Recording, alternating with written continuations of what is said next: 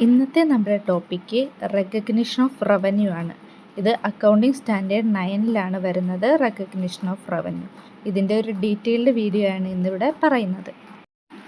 First എന്താണ് revenue എന്ന് നോക്കാം.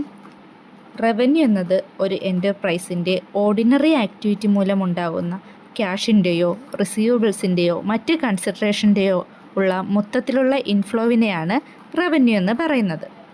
റവന്യൂ ഒരു എൻ്റർപ്രൈസിലേക്ക് വരുന്നത് പ്രധാനമായും 3 രീതിയിലാണ്.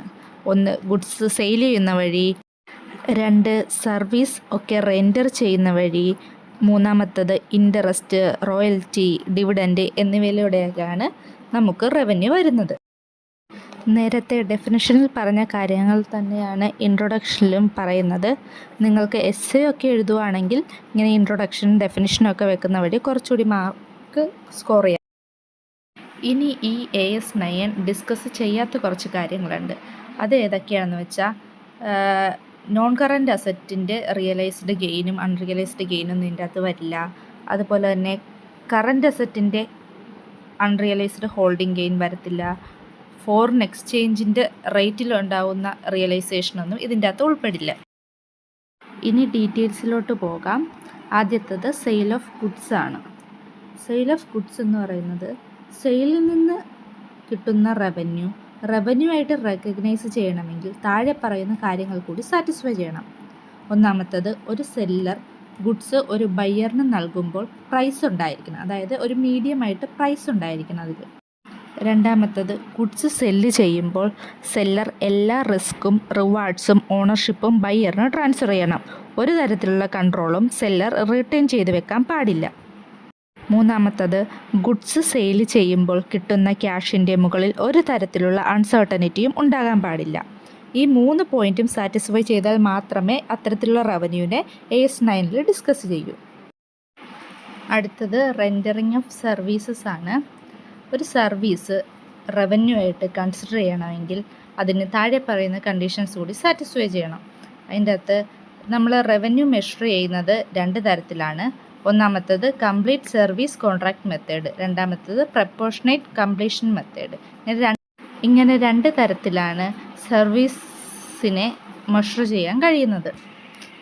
കംപ്ലീറ്റ് സർവീസ് കോൺട്രാക്ട് മെത്തേഡിൻ്റെ അകത്ത് റവന്യൂ റെക്കഗ്നൈസ് ചെയ്യുന്നത് എങ്ങനെയാണെന്ന് വെച്ചാൽ ആ റെൻഡറിങ് സർവീസസിൻ്റെ കീഴിൽ വരുന്ന കോൺട്രാക്റ്റ് ഒന്നല്ലെങ്കിൽ സബ്സീക്വൻ്റ്ലി കംപ്ലീറ്റ് ചെയ്താലോ അല്ലെങ്കിൽ മുഴുവനായിട്ടും കംപ്ലീറ്റ് ചെയ്താലോ നമുക്കിത് റവന്യൂ ആയിട്ട് റെക്കഗ്നൈസ് ചെയ്യാം. പ്രപ്പോർഷനേറ്റ് കംപ്ലീഷൻ മെത്തേഡിൻ്റെ അകത്ത് പറയുന്നത് ചില കോൺട്രാക്റ്റുകൾ പേഴ്സൻറ്റേജ് വൈസ് ആയിട്ടായിരിക്കും കംപ്ലീഷൻ പറയുന്നത്. അങ്ങനെയുള്ള പ്രോജക്റ്റിൽ എത്ര പെർസെൻറ്റേജ് ആണോ കംപ്ലീറ്റ് ആകുന്നത് ആ പ്രപ്പോർഷനേറ്റ് ആയിട്ട് തന്നെ ആയിരിക്കണം റവന്യൂ റെക്കഗ്നൈസ് ചെയ്യേണ്ടത്.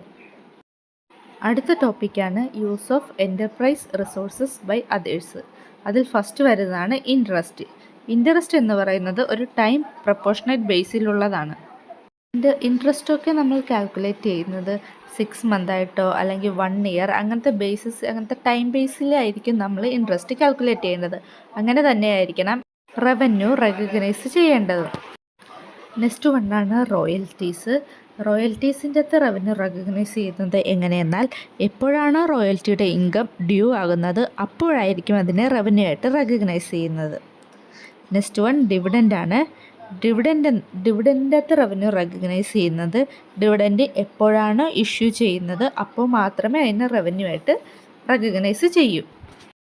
അടുത്ത ഒരു ഇമ്പോർട്ടൻ്റ് ഏരിയയാണ് effect of uncertainties on revenue recognition. ഇതിൽ റവന്യൂ റെക്കഗ്നൈസ് ചെയ്യുന്ന 2 ഇമ്പോർട്ടൻ്റ് ആസ്പെക്റ്റിനെ കുറിച്ചാണ് പറയുന്നത്. ഒന്നാമത്തേത് എന്താ, എമൗണ്ടിൻ്റെ കാര്യത്തിൽ എന്തെങ്കിലും അൺസർട്ടനിറ്റി ഉണ്ടെങ്കിൽ അതിൻ്റെ റെക്കോർഡ് നമ്മൾ പോസ്റ്റ്പോൺ ചെയ്ത് വയ്ക്കും. അതായത് എപ്പോഴാണോ അത് കിട്ടുന്നത് അപ്പോൾ മാത്രമേ അതിനെ റെക്കോർഡ് ചെയ്യത്തുള്ളൂ. രണ്ടാമത്തെ കേസ് എന്തെന്നാൽ നമ്മൾ ഇതിൻ്റെ സെയിൽ റെക്കോർഡ് ചെയ്തു, അത് കഴിഞ്ഞിട്ടാണ് നമുക്ക് ഈ എമൗണ്ടിൽ അൺസർട്ടനിറ്റി മനസ്സിലാവുകയാണെങ്കിൽ ഇതിനെ എഗെയിൻസ്റ്റ് ആയിട്ടൊരു സെപ്പറേറ്റ് പ്രൊവിഷൻ നമ്മൾ ക്രിയേറ്റ് ചെയ്യണം. അതാണ് നെക്സ്റ്റ് പോയിന്റിൽ പറയുന്നത്. ലാസ്റ്റ് വൺ എന്ന് പറയുന്നത് ഡിസ്ക്ലോഷറാണ്. അതായത് അക്കൗണ്ടിങ് സ്റ്റാൻഡേർഡ് 1 അകത്ത് പറഞ്ഞിരിക്കുന്ന എല്ലാ കാര്യങ്ങളും ഡിസ്ക്ലോസ് ചെയ്തിരിക്കണം. അതുപോലെ അത് കൂടാതെ കമ്പനി എന്തെങ്കിലും പോസ്റ്റ്പോണ്ട് റവന്യൂ റെക്കഗ്നൈസ് ചെയ്തതിൽ എന്തെങ്കിലും പോസ്റ്റ്പോണ്ട് നമ്മൾ നേരത്തെ പറഞ്ഞ പോലെ പോസ്റ്റ്പോണ്ട് ചെയ്ത് വെച്ചിട്ടുണ്ടെങ്കിൽ അതിൻ്റെ സർക്കംസ്റ്റൻസ് കൂടി ഡിസ്ക്ലോസ് ചെയ്യണം.